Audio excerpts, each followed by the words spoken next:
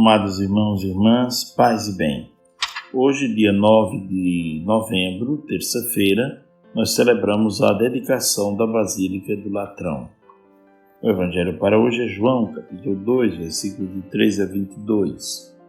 Estava próximo a Páscoa dos judeus e Jesus subiu a Jerusalém. No templo encontrou os vendedores de bois, ovelhas e pombas e os cambistas que estavam ali sentados. Fez então um chicote de cordas e expulsou todos do templo, junto com as ovelhas e os bois. Espalhou as moedas e derrubou as mesas dos cambistas. E disse aos que vendiam pombas: Tirai isso daqui, não façais da casa de meu pai uma casa de comércio. Seus discípulos lembraram-se mais tarde que a Escritura diz: O zelo por tua casa me consumirá. Então os judeus perguntaram a Jesus: Que sinal nos mostras para agir assim?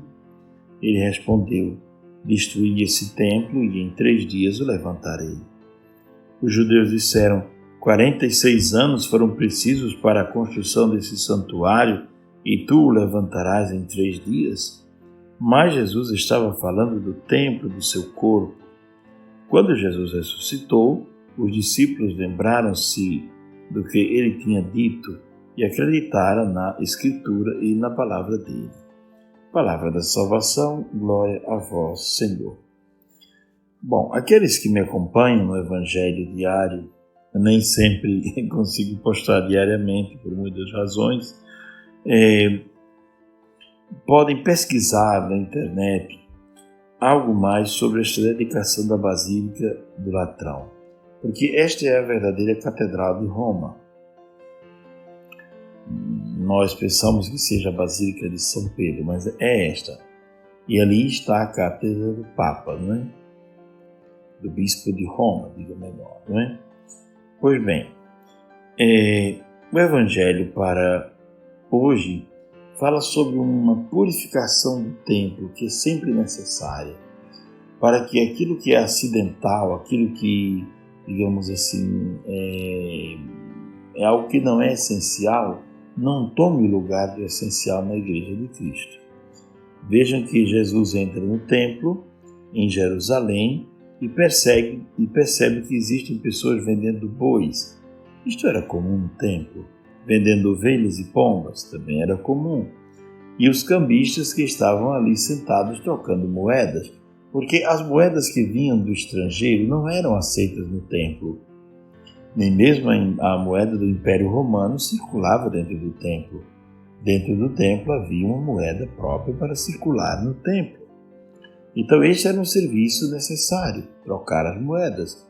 As pessoas vinham de lugares distantes, sobretudo nesses tempos de festas, como a festa da Páscoa, a qual se refere o Evangelho de hoje, e elas precisavam trocar suas moedas para poder comprar as ofertas para o templo, para poder dar as suas ofertas ao templo também, para poder comprar animais que fossem para ser sacrificados e tudo mais.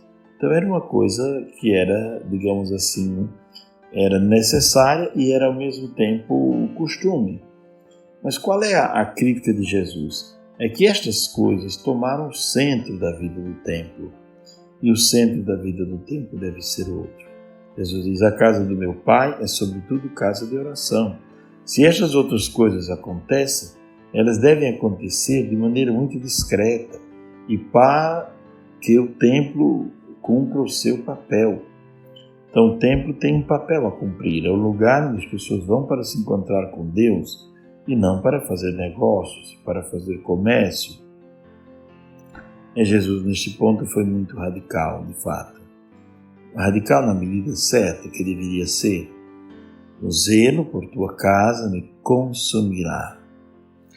Pois bem, amados irmãos e irmãs, o templo numa cidade é algo fundamental. Vejam que para o povo de Jerusalém, para o povo de Deus, o templo era o lugar onde Deus habitava. E muitas pessoas, muitos judeus que moravam fora, vinham para Jerusalém quando estavam de idade, porque queriam morrer em Jerusalém, porque acreditavam: este lugar é santo, Deus mora nele, e eu, morrendo e sendo sepultado aqui, com certeza estarei junto do meu pai Abraão. Então havia toda essa... E também a economia da vida girava um pouco em torno do templo, a vida do povo girava em torno do templo, como também a vida das comunidades, das cidades, elas têm muito a ver com o templo, com a igreja matriz.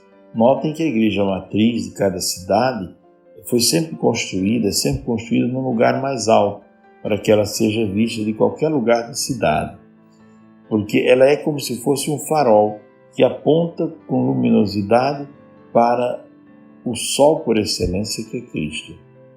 A primeira leitura diz algo muito interessante, que por baixo do templo havia um rio que corria, e onde este rio tocava se desenvolvia a vida. Quer dizer, o que nós vamos buscar na igreja? Vida espiritual, vida profunda em Cristo. É isso que nós vamos buscar em Cristo. E a primeira leitura diz isso, que onde esta água do templo tocava, as coisas germinavam, havia saúde, havia vitalidade, havia peixes em quantidade, quer dizer, havia todo um conjunto de coisas. As plantas davam muitos frutos, quer dizer, árvores produziam de maneira abundante, para dizer que o templo tem essa função de renovar o homem. A casa de Deus, o templo, não é só um lugar onde o ser humano se encontra, mas é um lugar onde o homem encontra Deus, não é? Porque o templo tem este valor. Todo templo tem valor cultural, tem valor sociológico, tem valor afetivo, tem valor existencial, porque ali nos encontramos conosco mesmos, tem valor também espiritual, é claro, religioso, porque ali encontramos a Deus. O templo tem todo esse valor. E o templo tem a ver com o coração do povo. Um templo bem cuidado numa cidade, ele é sinônimo de uma comunidade que zela pela sua vida interior e vê no templo um lugar propício para encontrar com Deus. E a beleza do templo reflete a beleza desse encontro com o seu Senhor. Hoje possamos pensar sobre isso, sobre o templo como lugar de oração. E você que há um bom tempo não visita o templo, não visita a sua matriz, não visita a capela mais próxima da sua cidade, faça uma visita, se ajoelhe diante do Santíssimo, reze um pouco, porque a casa de Deus é o lugar onde nos encontramos com a palavra de Deus, com os sacramentos, nos encontramos com o Senhor. Que cada um hoje possa pensar sobre isso, e pensar sobre o templo não só como um espaço geográfico, mas pensar sobre o templo como um lugar de onde emana esta vida, de onde brota esta vida, que liberta e salva todo ser humano.